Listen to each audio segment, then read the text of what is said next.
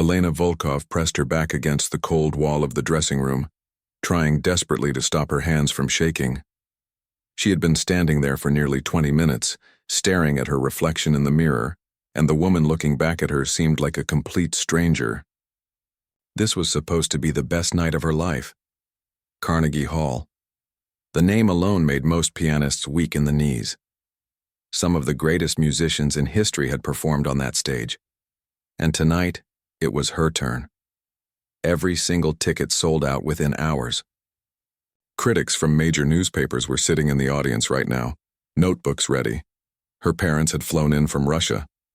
Her old piano teacher was somewhere in the third row, probably beaming with pride, but Elena felt nothing except pure, crushing terror. She looked down at her hands again. These were the same hands that had won her first piano competition at age 9, the same hands that had earned her a full scholarship to Juilliard, the same hands that had played for presidents and prime ministers. Now they wouldn't stop trembling. The truth was, this hadn't started tonight. It had been building for months, like a storm slowly gathering strength. Her last performance in Boston had been rough. She'd missed several transitions, and her timing had been off. Then Chicago was worse. She'd actually frozen for a few seconds during the second movement, her mind going completely blank. The audience had been kind enough not to notice, or at least they pretended not to. But she knew. And the critics knew too. One reviewer had written something that haunted her every single day since. Elena Volkov may have peaked too early. Perhaps the pressure of early success has finally caught up with her. Those words burned in her mind constantly. Had she peaked? Was everything from here just going to be downhill? She was only 34 years old? Most pianists hit their stride in their 40s or 50s, but what if she was already done? Elena picked up her phone and scrolled through messages from well-wishers. Her manager had sent 3 texts in the last hour, each one trying to sound encouraging but carrying an undertone of worry. Her best friend from college had sent a long voice message that Elena couldn't bring herself to listen to. There were dozens of messages from students, fellow musicians, and fans. All of them believed in her. She wished she could believe in herself. A knock on the door made her jump. 15 minutes, Miss Volkov, called a voice from the hallway. 15 minutes. That was all the time she had left before she had to walk out onto that massive stage and play Rachmaninoff's Piano Concerto No. 2. One of the most challenging, most beloved pieces in the entire classical piano repertoire. She had chosen it specifically because it was her grandmother's favorite. Her babushka had died 2 years ago, and Elena had promised herself that when she finally made it to Carnegie Hall, she would play this piece in her honor. Her grandmother had been the one who first sat her down at a piano when she was just 5 years old. Those early lessons in that tiny apartment in Moscow were some of Elena's happiest memories. But right now, she couldn't remember why she had ever fallen in love with music in the first place. Elena stood up and walked to the small upright piano in the corner of the dressing room. She sat down and placed her fingers on the keys, trying to play through the opening measures. Her fingers felt stiff, disconnected from her brain. The notes came out mechanical, lifeless. This was the problem. For the past 6 months, every time she sat down to play, it felt like work. Like a chore she had to get through. The joy had vanished, replaced by this constant anxiety that she was about to fail, about to disappoint everyone who believed in her. She thought back to her last conversation with her manager 3 weeks ago. They had been sitting in a coffee shop in Manhattan, and he'd asked her directly if she wanted to postpone the Carnegie Hall performance. "There's no shame in waiting, until you feel ready," he'd said, his voice gentle but concerned. Elena had refused. She couldn't postpone. Too many people were counting on her. Too much money had been invested. Too many tickets sold. And besides, wasn't this what she'd worked her entire life for? She couldn't just walk away from it because she was scared. But now, with just minutes to go, she wondered if that had been the wrong choice. Another knock. 10 minutes, Miss Volkov. Elena's heart began racing so fast she thought she might pass out. She gripped the edge of the piano bench, trying to breathe deeply like her therapist had taught her. In for 4 counts, hold for 4, out for 4. But her breath kept catching in her throat. What if she froze again? What if her mind went blank in front of 2,800 people? What if this became the performance that ended her career? She'd heard stories of musicians who had one disastrous show that haunted them forever. What if tonight was her disaster? She picked up the program card sitting on her dressing table.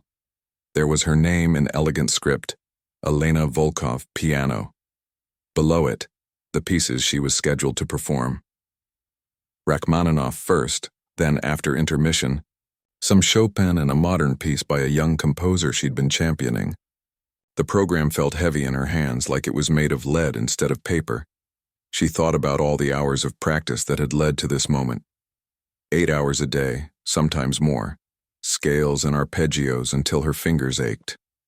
Working through the same passages hundreds of times, trying to get every single note perfect. Her entire life had been building to nights like this one. So why did it feel like she was standing on the edge of a cliff? 5 minutes, Miss Volkov. 5 minutes.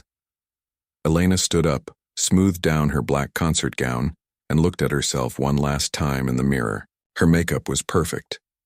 Her hair was elegant and professional. She looked exactly like a world-class pianist about to perform at Carnegie Hall. But inside, she felt like that scared little girl who'd played her first recital at age 7, terrified of hitting a wrong note in front of her parents' friends. She walked to the door and placed her hand on the handle but couldn't make herself turn it. Her whole body had started shaking now, not just her hands. Cold sweat ran down her back despite the warm temperature of the dressing room. For the first time in her professional career, Elena thought about simply not going out there. What if she just stayed in this room? What if she told them she was sick? They could refund the tickets. They could reschedule. People would understand.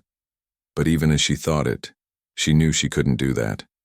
29 years of training, sacrifice and dedication couldn't end with her hiding in a dressing room. 2 minutes, Miss Volkov. They're ready for you. Elena closed her eyes and whispered something she hadn't said since she was a child. Please, just let me get through this. I don't need to be perfect.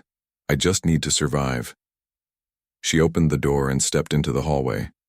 The stage manager, a woman in her 50s with kind eyes and a headset, smiled at her. You're going to be wonderful, she said. Elena tried to smile back, but couldn't quite manage it. As they walked down the narrow corridor toward the stage entrance, she could hear the orchestra warming up. The sound of it made her stomach clench with fear. They reached the entrance to the stage. Through the gap in the curtain, Elena could see the massive crowd. Every seat filled. A sea of faces waiting to hear her play. The stage manager touched her shoulder gently. Miss Volkov, I have to ask, are you all right? You look very pale. Elena turned to face her, and for the first time all evening, she spoke the truth out loud. I can't do this, she whispered, her voice breaking. I'm going to fail. The stage manager's expression shifted from professional warmth to genuine concern.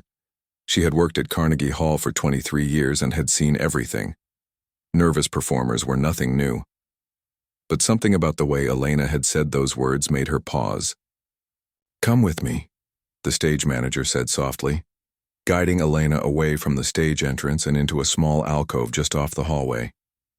It was quieter there, away from the bustle of crew members rushing back and forth. Elena leaned against the wall, struggling to catch her breath. Her vision had started to blur slightly at the edges, and she recognized the feeling. A panic attack was coming. She'd had them before, usually late at night when she couldn't sleep, but never right before a performance. I'm sorry, Elena managed to say between shallow breaths. I don't know what's wrong with me. I should be able to do this. I've done it 100 times before. But not here, the stage manager said gently. Carnegie Hall is different. The weight of it gets to everyone. Before Elena could respond, she heard footsteps approaching. An older man appeared in the alcove wearing the simple black uniform of the stage crew. He had to be at least 70, with silver hair and deep lines around his eyes that suggested a lifetime of both laughter and pain. He was carrying a bottle of water. Thought you might need this, he said to Elena, his voice carrying a slight accent she couldn't quite place. Maybe German, or possibly Austrian. Elena took the water with trembling hands and drank gratefully. The stage manager gave the old man a quick nod of thanks and hurried off to handle something else, leaving Elena alone with this stranger. "First time at Carnegie?"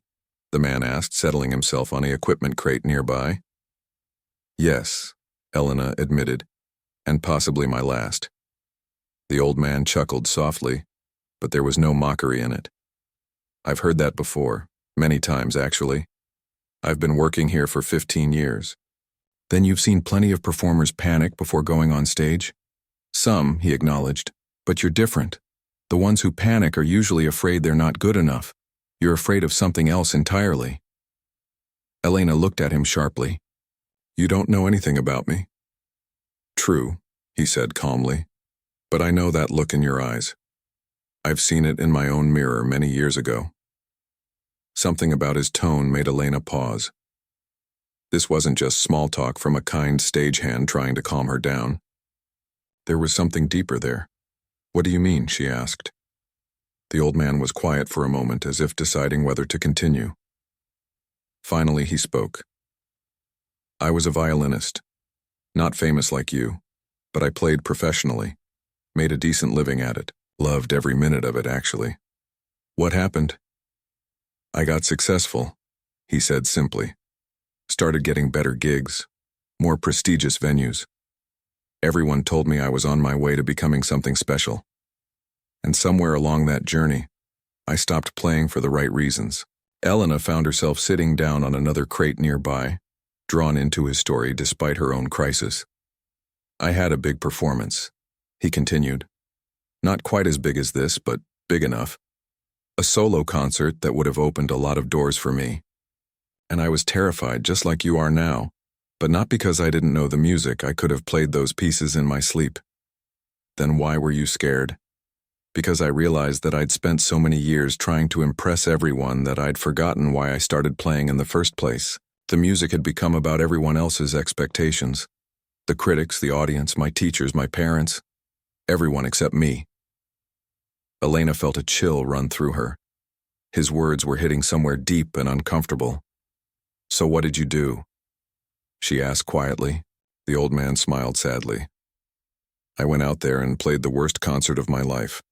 I was so trapped in my own head, so worried about meeting all those expectations, that I couldn't connect with the music at all. And that was the end of my performing career." "I'm sorry," Elena said, and she meant it. "Don't be. It took me years to understand this, but that failure was the best thing that ever happened to me. It forced me to figure out what I really wanted from music. And eventually, I found my way back to it, just in a different form." "But you're working as a stagehand now," Elena said, not unkindly but with genuine confusion. "I am," he agreed. "And I also teach violin to kids in the Bronx 3 days a week. I play in a small chamber group on weekends. I perform at nursing homes once a month. And you know what? I'm happier now than I ever was when I was chasing fame and approval." Elena sat with that for a moment. The sounds of the orchestra tuning seemed to fade into the background. "But what if I'm not like you?" Elena asked. "What, if this is what I'm meant to do? Perform on stages like this?" "Then you need to ask yourself something," the old man said, leaning forward slightly. "When you sit down at that piano tonight, who are you playing for?" "What do you mean? Are you playing for the critics? For your career? For your reputation? For all those people who bought tickets? Or are you playing for the little girl who first fell in love with the piano?" Elena felt tears suddenly pressing at the corners of her eyes. She blinked them back quickly. "I don't remember her anymore," she whispered. "That little girl. I don't remember what it felt like to play just because I loved it." The old man nodded slowly. "That's your real problem. Not whether you can hit all the right notes. Not whether the critics will like you. You've lost touch with why you started this journey in the first place." A crew member rushed past them, speaking urgently into a radio. "We need to start in 3 minutes. Where's the pianist?" Elena's heart began racing again. 3 minutes, that was all she had left. "I don't know how to get her back," Elena said desperately. "That little girl, I don't know how to feel that way again." The old man stood up slowly, his knees creaking slightly. He looked at Elena with an expression of deep understanding. Then maybe don't try to play the concert they're expecting, he said. Play the concert that 7-year-old Elena would have wanted to hear. Play for her. But I have a program. People are expecting Rachmaninoff. I can't just change everything now. Can't you? He asked with a slight smile. Who says you can't? This is your concert, your moment. You can do whatever you want out there. But the orchestra, they've rehearsed specific pieces. Start without them, he interrupted gently. Play something simple, something that reminds you why you love this. Then when you're ready, when you've found that connection again, go into the Rachmaninoff. Elena stared at him. The idea was completely crazy. Professional pianists didn't just change their programs on a whim, especially not at Carnegie Hall. It was unprofessional. It was risky. It could damage her reputation even more. But then again, she'd already admitted she thought she was going to fail. What did she have to lose? What would I even play? She asked. What's the first piece of music you remember loving? Not the first piece you learned or the first piece you performed, the first one that made you feel something. Elena closed her eyes, searching her memory, and suddenly she was 5 years old again, sitting next to her grandmother at an old upright piano in Moscow, her babushka's weathered hands moving gently across the keys, playing a simple lullaby. Elena had watched those hands, mesmerized, and begged to learn how to make that beautiful sound herself. A lullaby, Elena said softly. My grandmother used to play it. It's so simple, just a children's song, really. Nothing complex or impressive. Perfect, the old man said. That's what you play first. You play that lullaby for your grandmother, for that little girl you used to be, for everyone who ever made you love music. You play it to remember. The stage manager appeared at the end of the hallway, looking stressed. Miss Volkov, we really need you now. The audience is getting restless. Elena stood up, and surprisingly, her hands had stopped shaking quite as badly. The terror was still there, but something else had joined it. A tiny spark of something she hadn't felt in months. Curiosity. What would happen if she actually tried this? Thank you, she said to the old man. I don't even know your name. Victor, he said with a small nod. Now go. And remember, you're not doing this for them. You're doing it for you. Elena took a deep breath and walked toward the stage entrance. Her heart was still pounding, but the rhythm had changed somehow. It wasn't just fear anymore. She was about to do something either brilliant or completely insane. Maybe both. The walk from the backstage area to the piano felt like it took forever and no time at all. Elena could hear her heels clicking on the polished wood floor, each step echoing in the vast space.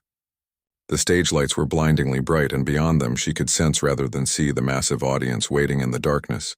2,800 people. All sitting in silence, all watching her.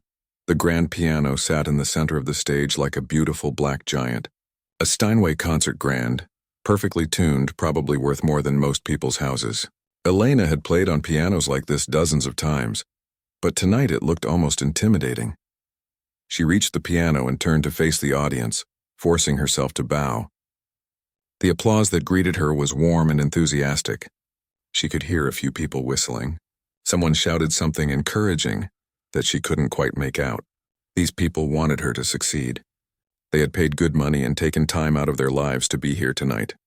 They were on her side. So why did she feel like she was facing an execution squad? Elena sat down at the piano bench and adjusted it slightly, buying herself a few extra seconds. Her hands went to the keys in the ready position.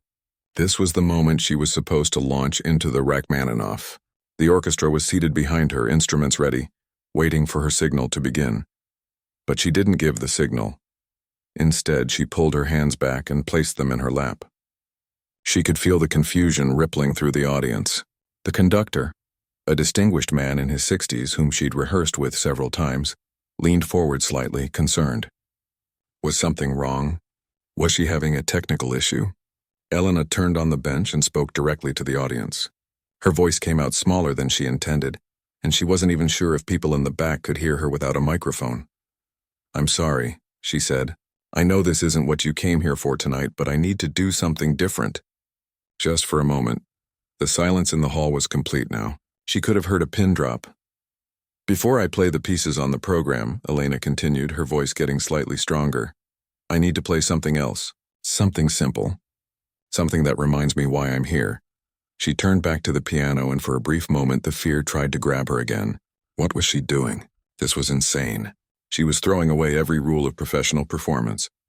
Her manager was probably having a heart attack somewhere in the audience right now.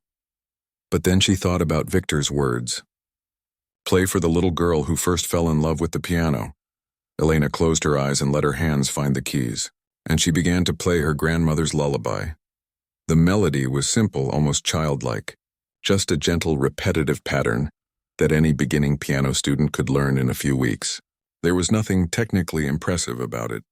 No complicated runs or dramatic chords, no moments designed to make an audience gasp, just a sweet, simple song that a grandmother had played for a little girl in Moscow nearly 30 years ago.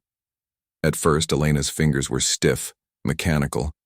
She was too aware of the audience, too conscious of how strange this must look. A world-class pianist at Carnegie Hall, playing a children's lullaby. But as she continued, something began to shift. She remembered the smell of her grandmother's apartment, the way the afternoon light came through the lace curtains, the sound of pigeons cooing on the windowsill. Her grandmother's voice humming along softly as she played, her arthritic fingers still managing to coax beauty from the worn keys. Elena's touch on the piano began to soften. The notes started to flow more naturally. And suddenly she wasn't at Carnegie Hall anymore. She was 5 years old, sitting on a cushion next to her babushka, watching those magical fingers create music out of thin air. "You see, Elenochka," her grandmother had said in Russian, "the piano isn't about pushing the keys hard or playing fast. It's about listening. You have to listen to what the piano wants to tell you." Back then, Elena hadn't understood what that meant. She'd thought her grandmother was just being poetic, the way old people sometimes were. But now, 29 years later, she finally got it. The music wasn't something you forced out of the instrument. It was something you discovered together, a conversation between your heart and the strings inside the piano. Elena played the lullaby through once, then again. The second time, she added small variations, little flourishes that her grandmother used to include. Her fingers found them automatically, pulling the melody from deep in her muscle memory where it had been hiding all these years. Something wet touched her cheek, and Elena realized she was crying, not from sadness or fear, but from something else entirely. Relief, maybe, or recognition. The feeling of coming home after being lost for a very long time. She could feel the audience responding too. The initial confusion had faded, replaced by something warmer. People were leaning forward in their seats. The vast concert hall, which had felt so cold and intimidating minutes ago, suddenly felt intimate. Like she was playing in someone's living room instead of one of the world's most famous stages. When Elena finished the lullaby for the second time, she let her hands rest on the keys for a long moment. Then she opened her eyes. The fear was still there. She could feel it lurking in her chest, ready to pounce if she gave it the chance. But it wasn't in control anymore. Something stronger had taken over. Love. Pure, simple love for the music itself. Elena took a deep breath and glanced back at the conductor. He was watching her with an expression of wonder and understanding, as if he knew exactly what had just happened. She gave him a small nod. It was time for the Rachmaninoff. The conductor raised his baton and the orchestra came to attention. Elena placed her hands back on the keys, but this time, they felt different, alive, connected, ready. The opening notes of Rachmaninoff's Piano Concerto No. 2 are among the most famous in classical music. Deep, resonant chords that feel like they're being pulled from the depths of the earth. Elena had played them thousands of times in practice, hundreds of times in performance. But tonight they came from a different place entirely. She wasn't thinking about technique anymore. She wasn't worried about what the critics would write or whether she'd hit every note perfectly. She wasn't even really thinking about Rachmaninoff. Though she loved his music deeply, she was thinking about her grandmother, about the journey from that tiny apartment in Moscow to this stage, about every teacher who had believed in her, every hour of practice, every small triumph and devastating failure that had led her to this moment. Most of all, she was thinking about that 5-year-old girl who had climbed onto the piano bench for the first time, and discovered that she could create beauty with her own two hands. The music flowed out of her like water. The famous opening gave way to the lyrical first theme, and Elena's fingers danced across the keys with a freedom she hadn't felt in years. The orchestra supported her perfectly, but she wasn't depending on them. She wasn't depending on anything except the connection between her heart and the music. There was a passage in the first movement that had been giving her trouble for weeks. A particularly fast section where her fingers always seemed to stumble. In her last 3 performances, she'd made mistakes there every single time. As it approached now, part of her brain started to tense up, preparing for the inevitable error. But then she remembered Victor's words again. Play for that little girl, and the passage came out perfectly, not because she'd suddenly become more technically skilled, but because she'd stopped trying to control every single note. She'd trusted her fingers to know what to do, trusted the thousands of hours of practice that lived in her muscles and bones. The first movement built to its powerful conclusion, and Elena threw herself into it completely. The fear had evaporated entirely now, replaced by pure joy. This was why she'd spent her entire life devoted to music. Not for the applause or the reviews or the prestige of venues like Carnegie Hall. For this feeling. This incredible, indescribable feeling of becoming a channel for something beautiful and profound. As the first movement ended and she prepared for the second, Elena glanced toward the side of the stage. She couldn't see Victor in the darkness, but she knew he was there somewhere, and she hoped he could feel what was happening. She was playing for herself now, for that little girl, for her grandmother, for everyone who had ever sat down at a piano and felt the magic of it, and it was the most free she'd felt in years. The second movement of Rachmaninoff's Piano Concerto No. 2 is where the composer's heart truly shows itself. It's slow, achingly beautiful, filled with a longing that seems to reach across time itself.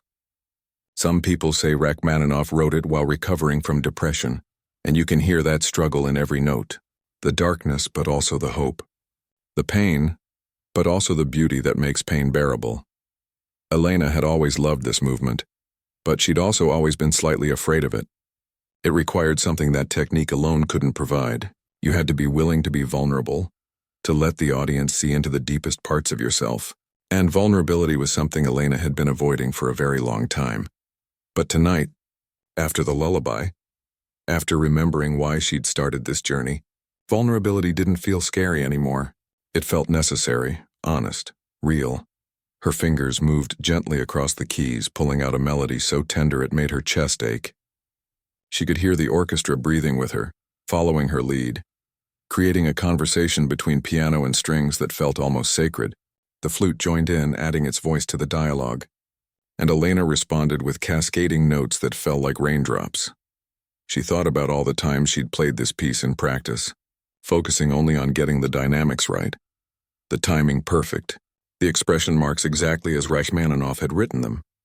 She'd been so obsessed with doing it correctly that she'd forgotten to do it truthfully, but truth was what poured out of her now. Every note carried a piece of her story. The homesickness she'd felt as a young student in America, thousands of miles from her family. The pride on her father's face the first time he heard her perform professionally. The empty feeling after her grandmother's funeral, when she'd realized there was no one left who remembered her as just Elena. Not Elena, the pianist. Just a girl who liked to play. In the audience, people sat absolutely still. This wasn't the polite stillness of people trying not to cough during a classical performance. This was the stillness of people who were afraid to breathe, afraid to break whatever spell was being woven on stage. 3 rows from the front, Elena's former piano teacher had tears streaming down her face. She'd taught Elena for 7 years, from age 10 to 17, and she'd never heard her student play with this much raw emotion. The girl had always been technically brilliant, but something had been held back, protected. Not anymore. In the balcony, a music critic from the New York Times had stopped taking notes. He'd been to hundreds of performances at Carnegie Hall, heard countless virtuosos play this exact piece. But something about tonight was different. He couldn't quite put his finger on what it was, but he knew he was witnessing something rare, something that happened maybe once or twice in a career if you were lucky.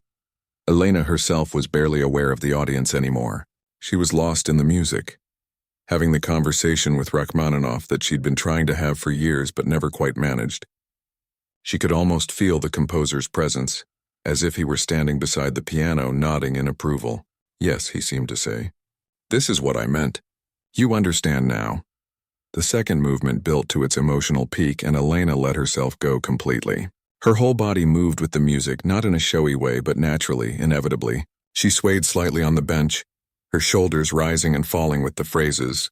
Her face showed everything she was feeling: the sorrow, the joy, the longing, the hope. This was what her grandmother had tried to teach her all those years ago. The piano isn't just an instrument you play with your fingers. You play it with your whole self. Your body, your heart, your memories, your dreams. Everything you are pours into those keys and comes out as music. As the second movement came to its gentle close, barely more than a whisper, Elena paused. The silence that followed felt alive, charged with emotion. She could hear someone in the audience sigh softly, as if they'd been holding their breath. Then came the third movement. This was where the concerto explodes into joy. Fast, energetic, technically demanding. This was the movement that separated good pianists from great ones. The left hand has to maintain a constant rhythmic drive, while the right hand flies all over the keyboard. There are moments where it seems impossible that two hands could create so many notes. Elena had been terrified of this movement during her last few performances. It was where her anxiety usually peaked, where her fingers would start to stumble over themselves. But tonight something amazing happened. She wasn't scared. Her hands knew what to do. All those hours of practice, all those years of training had built something in her muscles and nerves that went deeper than conscious thought. When she stopped trying to control every single note and just let her body do what it had been trained to do, the music flowed effortlessly. The rhythm pulsed through her like a heartbeat. Strong, steady, alive. Her fingers flew across the keys in rapid passages that would have seemed impossible if you weren't watching them happen. The orchestra matched her energy, building and building, creating a wall of sound that filled every corner of Carnegie Hall. There was a particularly treacherous section near the end, a series of octaves that had to be played at breakneck speed while maintaining perfect clarity. In her last performance in Chicago, Elena had fumbled badly here, missing several notes and losing the rhythm entirely. The memory of that failure had haunted her for weeks. As she approached that section now, she felt a tiny flicker of the old fear. What if she failed again? What if this was where the magic ended and reality came crashing back? But then she thought about the lullaby, about playing for that 5-year-old girl who didn't know what failure meant, who only knew the joy of making sound become music, and her hands flew through the octaves perfectly. Better than perfectly, they sang. Each note rang out clear and strong, building to a climax that felt like fireworks going off inside her chest. The final section of the concerto is pure celebration.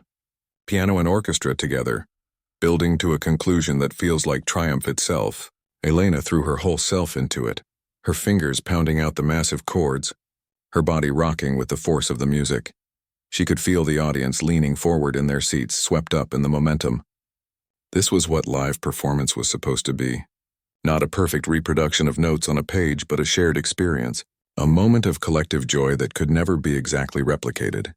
As Elena played the final triumphant chords, as the orchestra burst into its last powerful statement, something inside her felt like it was breaking open, not breaking apart, but breaking open, like a seed splitting to let new growth emerge. She'd spent so many years building walls around herself, trying to be perfect, trying to meet everyone's expectations. And those walls had nearly destroyed her. But tonight she'd let them crumble. She'd allowed herself to be seen, truly seen, in all her imperfection and humanity and raw emotion. And the result was something more beautiful than perfection could ever be. The final chord rang out, massive and triumphant. Elena's hands crashed down on the keys one last time, and then it was over. For a moment there was absolute silence. Not a sound anywhere in the hall. 2,800 people holding their breath. Elena sat at the piano, her hands still resting on the keys, her heart pounding so hard she thought it might burst. She'd done it. She'd actually done it. Not just survived, but truly played. Really played, maybe for the first time in years. Then the silence broke. The applause didn't start gradually.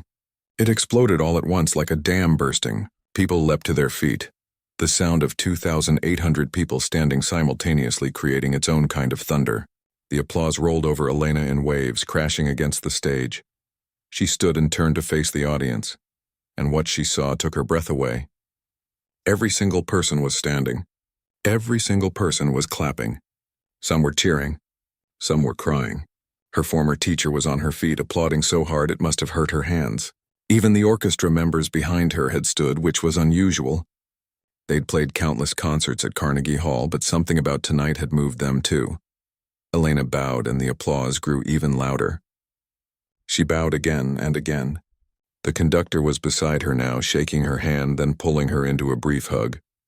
He said something to her, but she couldn't hear him over the noise. She looked toward the side of the stage, searching for Victor. And there he was, standing in the shadows, his face wet with tears. When their eyes met, he smiled and nodded. Just once.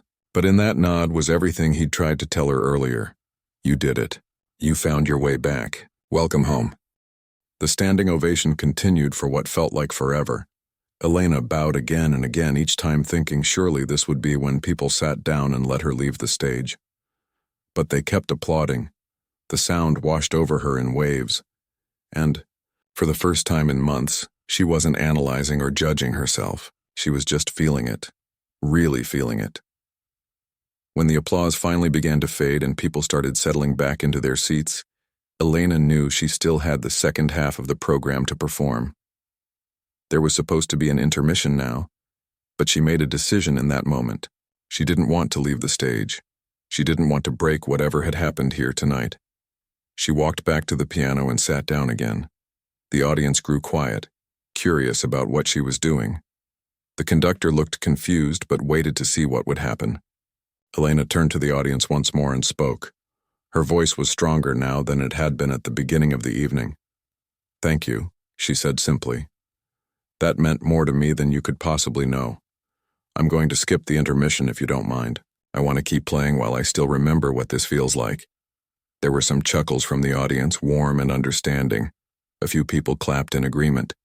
Elena turned back to the piano and began the Chopin pieces that were scheduled for the second half. She'd chosen several of his nocturnes, those dreamy, contemplative pieces that sound like thoughts you have late at night when the world is quiet and you're alone with yourself. She played differently than she would have if the evening had gone as originally planned. She took more risks, held some notes longer than Chopin had written, added small personal touches that any strict music teacher would have frowned upon. But these weren't mistakes or signs of sloppiness. They were choices, interpretations. Her conversation with Chopin, not just a recitation of his notes. Between pieces, she found herself talking to the audience. This wasn't something she'd ever done before in a formal concert. Professional classical performances were supposed to be dignified and silent, except for the music itself. But tonight felt different.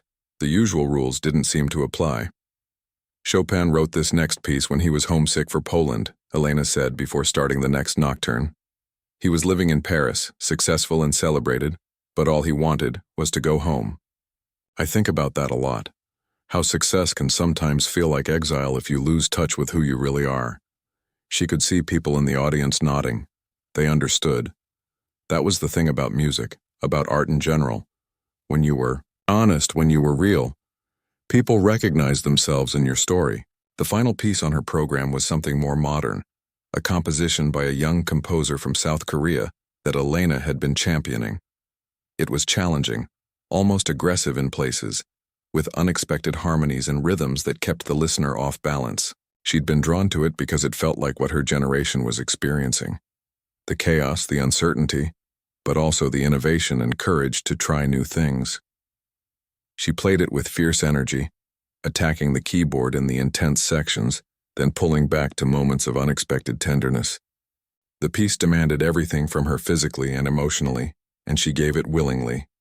No holding back, no protecting herself. When the final note faded away, the audience erupted again. Another standing ovation, even more enthusiastic than the first. Elena stood and bowed deeply. And this time, when she looked out at the crowd, she really saw them. Individual faces. Individual people who had come here tonight looking for something. And maybe, just maybe, had found it. After several more bows, Elena finally left the stage. Backstage, she was immediately surrounded by people. Her manager pushed through the crowd, his face a mixture of relief and something like awe. "Elena, that was..." he started, but couldn't seem to find the words. "I've never seen you play like that." "Never." Her former piano teacher was there too, pulling Elena into a tight hug. "You finally let go," she whispered. "I've been waiting years for you to do that." The conductor approached, still in his formal tales. "Miss Volkov, in 30 years of conducting, I have rarely experienced a performance like that. You took us all somewhere extraordinary tonight."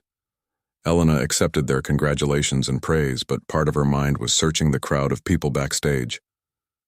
Where was Victor?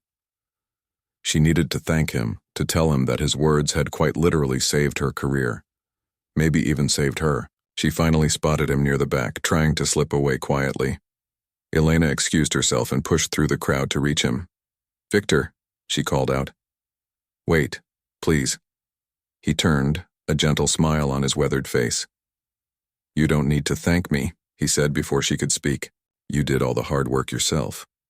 "But you showed me the way back," Elena insisted. "I was lost and I just reminded you of something you already knew." Victor interrupted gently. "The music was always inside you, Elena. You just needed permission to let it out." Elena felt tears threatening again. "Will you be here tomorrow? I'd like to talk more with you. Maybe hear you play violin if you'd be willing." Victor's smile widened. "I'd like that very much. But right now, you have a lot of people waiting to celebrate with you. Go. Enjoy this. You earned it." He gave her shoulder a gentle squeeze and disappeared into the backstage bustle, leaving Elena standing there with a sense of gratitude so profound it almost hurt. The next few hours passed in a blur. There was a small reception where Elena met with donors and VIP ticket holders. Everyone wanted to congratulate her, to tell her their favorite moment from the performance, to ask when she'd be performing again. Her phone was exploding with messages from friends, colleagues, other musicians who'd heard about the concert. But the message that meant the most came from an unknown number. It was short and simple. "Your grandmother would be so proud. You played like she always knew you could." Elena stared at that message for a long time, wondering who had sent it. She never did find out. But it didn't really matter. What mattered was that it was true. In the days and weeks that followed, Elena's life changed in ways both big and small. The reviews of her Carnegie Hall debut were extraordinary. The critic from the New York Times called it a revelation, and the most emotionally honest performance this reviewer has witnessed in decades. Other critics echoed similar sentiments.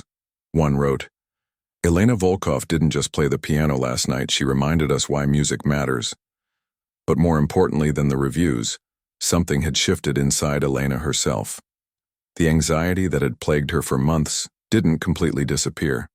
She still got nervous before performances, but it was a different kind of nervous now.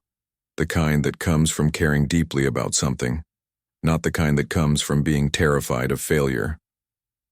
She started teaching again, something she'd put on hold while trying to focus on her performing career.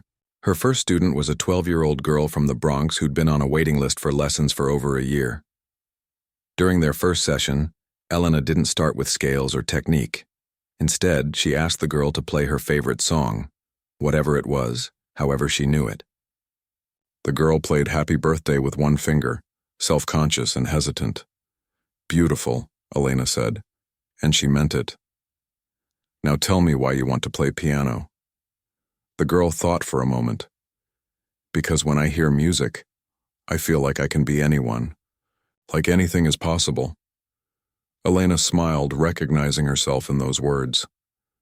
"Then that's what we'll focus on, not on being perfect, on feeling that sense of possibility every time you sit down to play." She began accepting speaking engagements at music schools and conservatories, talking openly about her struggles with performance anxiety and perfectionism. Young musicians approached her afterward with tears in their eyes, grateful that someone successful was willing to admit they'd struggled too. "I thought I was the only one who felt this way," a young violinist told her after one such talk. "I thought there was something wrong with me." "There's nothing wrong with you," Elena assured her. The pressure to be perfect, to never show weakness, to always perform at the highest level, That's what's wrong. Music is supposed to connect us to our humanity, not make us feel like machines. Elena kept in touch with Victor. They met for coffee every few weeks, and true to his word, he played violin for her. He wasn't technically perfect.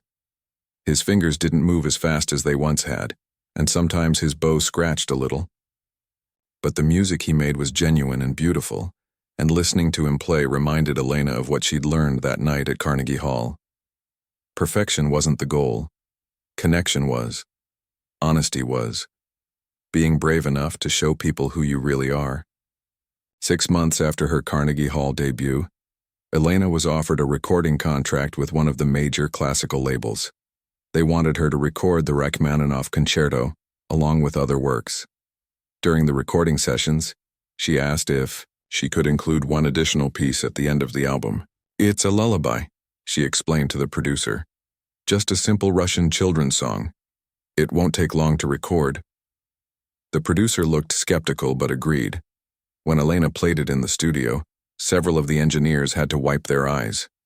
They included it as a hidden track at the end of the album. That recording became one of the best-selling classical albums of the year. But more than the sales, it was the messages Elena received that